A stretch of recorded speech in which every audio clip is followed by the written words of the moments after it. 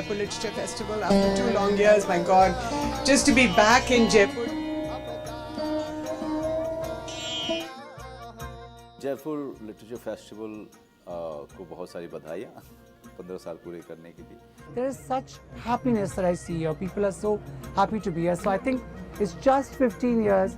There are many, many more years to come ahead, and I wish them all the very best.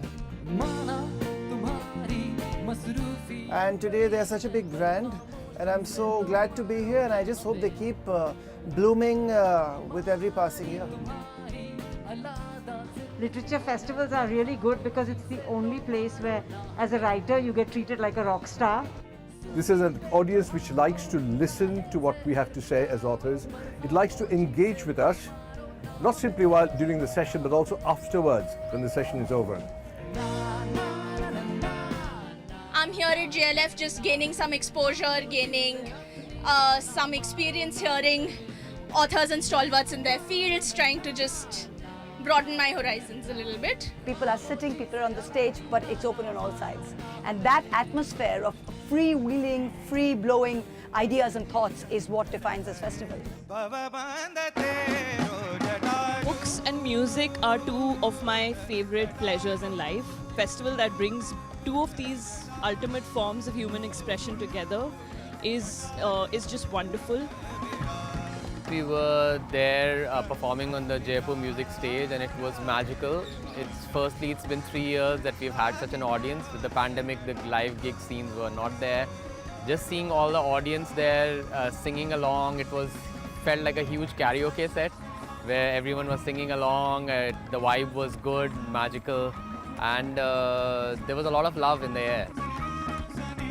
I think I have to commend Teamwork Arts for the way they're constantly trying to push music and to push art forms to people. Then at a cultural level, you see a mix of India here.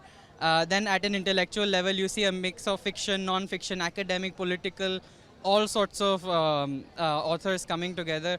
So it's a very, very diversely satisfying experience right now.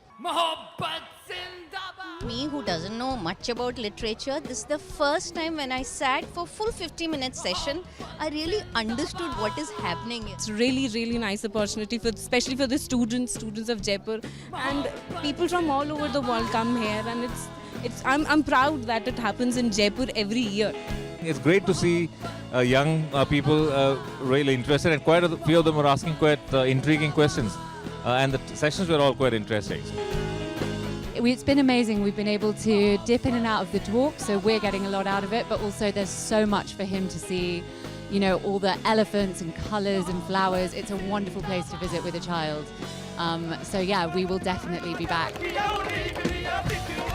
Coming from outside of Jaipur, it allows us access to all the handicrafts by these local artisans, along with a very good holistic overview of music and literature. So couldn't have been a better place, and looking forward to the upcoming season. You know, Jaipur Lit Fest wouldn't be complete if the Jaipur is not added to it. And you know, Rajasthan is a riot of colors. Wherever you look, you find pinks and orange and yellow and ochre. It's about dances, it's about music, it's about painting, it's about great history. I think that JLF has become a literary milestone in India. I think it will be very difficult to talk about our culture, particularly our book culture, without reference to JLF. It's not just books, it's the whole experience which makes it one of its kind. You can't get this anywhere else, so yeah.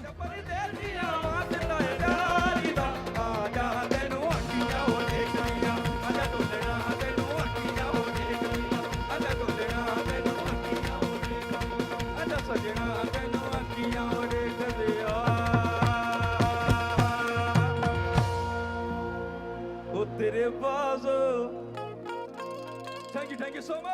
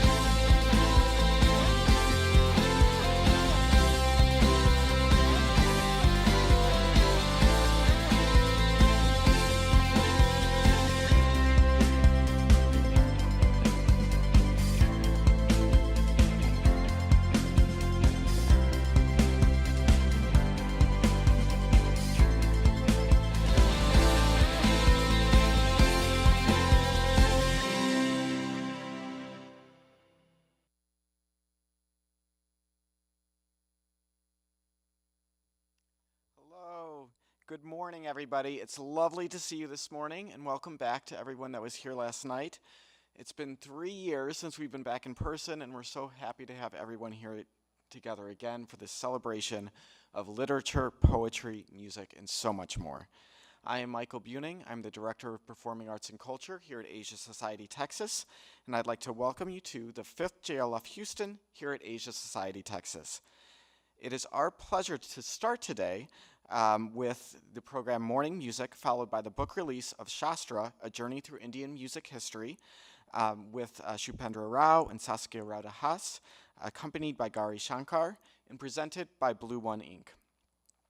In this session, internationally acclaimed performers, composers, cultural entrepreneurs, and music educators Pandit Shupendra Rao and cello virtuoso Saskia Rauda-Haas carry Indian music towards new horizons with their strong belief in the unifying power of music.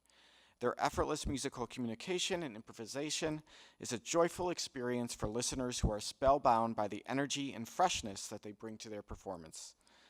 A protege of Bharat Ratna Pandit Ravi Shankar, Shupendra Rao has established himself not only as a master of his instrument, but also as a thinking musician, constantly endeavoring to carry his instrument beyond conventional boundaries, and a musical bridge to many cultures whose music is an experience for his audience that is not aimed at titillating the senses, but to seize the soul. Critics and connoisseurs hail him as a worthy successor to his guru's tradition. His relentless service in promoting Indian music has made him a highly respected figure in the field of music and education across the world. Maestro Saskia Rauda-Haas was trained as a Western cellist from a young age onwards, but changed directions when she came in touch with Indian music in 1993. She is known as a master performer in Indian classical music and hailed as the creator of a new instrument, the Indian cello. Flute maestro Pandit Hariprasad Chaurasia speaks of his disciple Saskia as someone who has been taught by God. Critics and audiences alike have praised her for artistic depth and technical virtuosity. You're in for a real treat this morning with this performance. It will be followed by the official book launch for Shāstra, A Journey Through Indian Music History, which you'll have the opportunity to purchase in the Grand Hall afterwards. As you're here with us today and following the festival, we also encourage you to follow it on social media. You can tweet and tag using @JLFLitFest and use the hashtags #JLF and #JLF 2022 and #JLF Houston. But let's get started with this morning's sessions. It is our deep honor to welcome to the stage Pandit Shupendra Rao, Maestro Saskia Rauda-Haas, and Gauri Shankar. Thank you.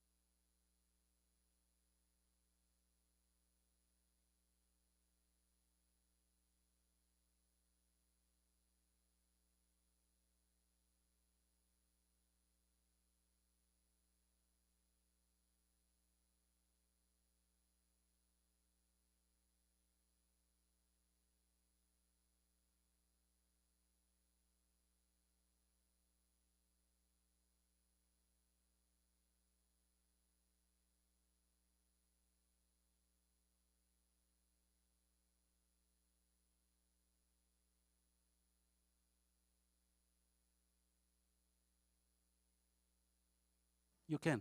Oh, lovely. A very good morning to all of you, and thank you. Um, Saskia and I have been associated with Teamwork Arts, JLF, for many years now. But for the first time coming on stage, not just as performers, but also to launch a wonderful book that she has written, Shāstra, a very important book for Indian music lovers, not just Indian music, but anybody who needs to know about the history of Indian music. That part of it will be the second half, as Michael already said. We would like to thank the Teamwork Arts, Asia Society here in Texas for having us this morning. We start with a morning raga composed by my guru Pandit Ravi Shankarji in the name, and the raga is Bairagi Todi. And as we end Bairagi Todi, then we move to Bhairavi to play along with this wonderful artist who has joined us from Austin, Gauri Shankar. So Bairagi Todi and end with Bhairavi is the presentation for this morning. Thank you.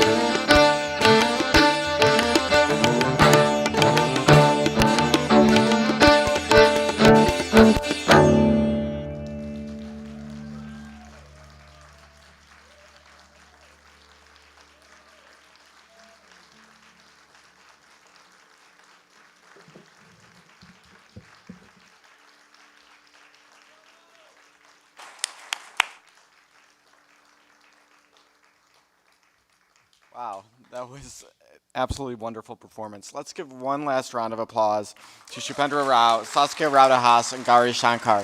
Thank you so much. So it gives me my immense pleasure to welcome to the stage Maestro Saskia Raudahas to say a few words about her new book, Shāstra, A Journey Through Indian Music History.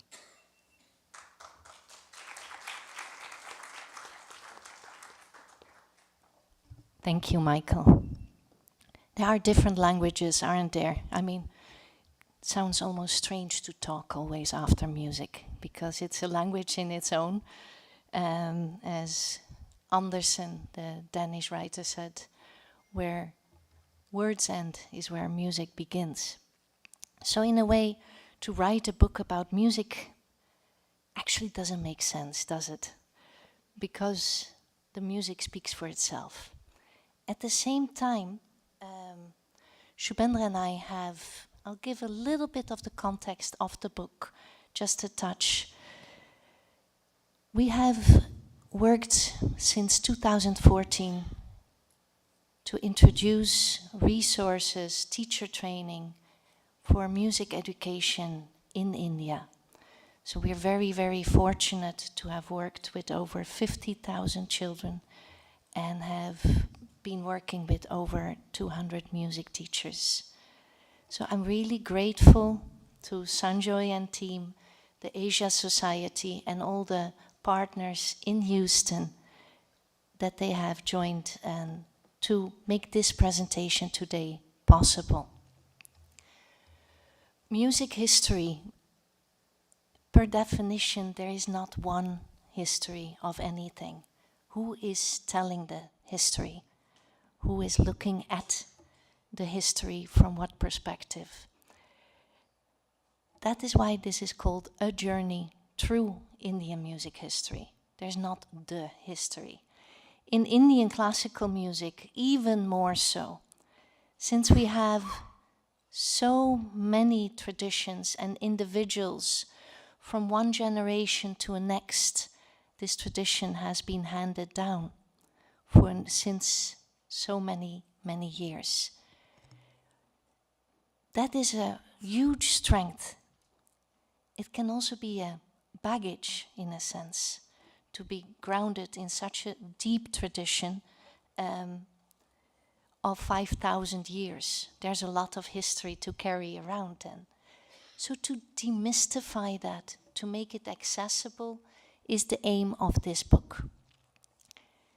In our music curriculum in Delhi, we start actually with the youngest children, from age 2 onwards, because we really feel and believe that music in a way is the birthright of every child.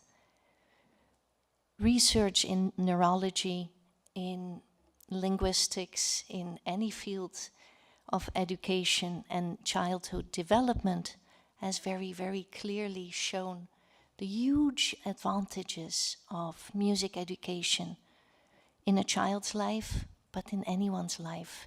At any stage of our lives, music benefits us. And not as, okay, you should do music as an extra. The function is in the art itself. It's just a very wonderful experience to do music. That being said, the advantages it has on our development from helping people recover from perhaps an accident where they lost faculty of speech, to a young child finding their own voice, quite literally. So the book is divided in different chapters, and I've tried to steer away from the confrontational history we usually find in books and find the periods that are best representing those periods in arts and arts history. So we start with the origin of music. In Indian philosophy, that is known as Nada Brahma, or sound is the origin of the entire universe. If you read the Bible, you see the word is the origin. If we see science, we have a Big Bang or string theory. At every point, we see sound is seen as an origin of who we are as human beings, of who we are in this universe itself. So, quite a topic. From there, we go to the Vedic chanting, the origin scene of Indian classical music. This chanting is still used today in many parts of India, in different places, and is seen as the origin of the classical music. It doesn't mean that the music of today was performed in the same way as it was 5,000 years, clearly, but we can trace a lot of parts of the history back, like the Guru Shishya Parampara, the way of learning under a guru for many, many years, the way this music is still being transferred to other aspects, the names of the notes. From there we go to the Natya Shāstra, the origin handbook for dance, and at that time full theater.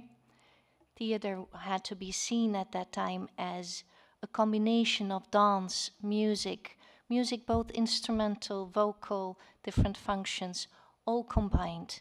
We find this also in many traditions around the world, for instance in China or Japan. And from there we go to the Middle Ages, Amir Khusro, the Bhakti movement, a lot of origins again for music in India. And we go to Tansen, the godfather of Indian music, we can say, of the Darbar Sangeet, the chords, the origin of South Indian music, then the origin of the gharanas, the musical schools in India, and what more.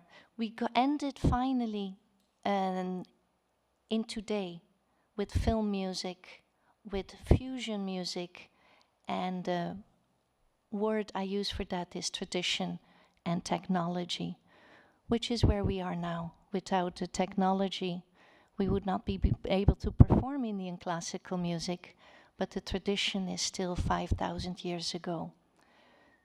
With Shāstra, we want to make this history, this story, accessible to everyone. There is a lot of scope for the traveler on this journey to add to it. For instance, if you have learned from a certain guru, you can kind of find where it is placed in the tradition, but do your own research to extend that history. There's not one history possible. So this is a starting point, and what we would love to see is that more people join us on that journey of discovering Indian music history. Thank you.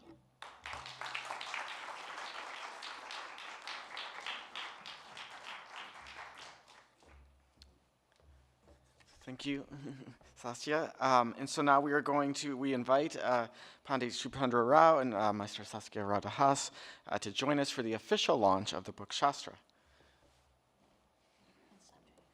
And Sanjoy will be joining us.